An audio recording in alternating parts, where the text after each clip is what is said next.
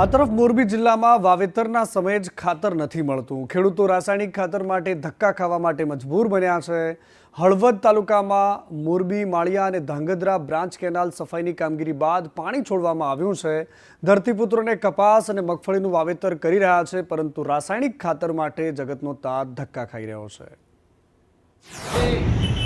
સાથે ને સાથે પાયાના ખાતર તરીકે ડીએપીની ખૂબ જરૂરિયાત ખેડૂતને હોય ત્યારે અત્યારે હળવદની અંદર ડીએપી ખાતરની એટલી બધી અછત છે અને જે ડેપો પાસે ખાતર છે પણ સાથે અન્ય ખેત પેદાશોમાં જેને ઉપયોગ કે જરૂરિયાત નથી એવા ખાતરો ફરજિયાતપણે આપવા માટે હું છેલ્લા 15 દિવસથી આ ઉડિયા અને ડીએપી ખાતરમાં આંટા મારું છું। ખાતર કોઈ ઘણી જગ્યાએ આખું ગોડાઉન ભર્યું હોવા છતાં ખાતર વેચાણ કરતા નથી દુકાનવાળા।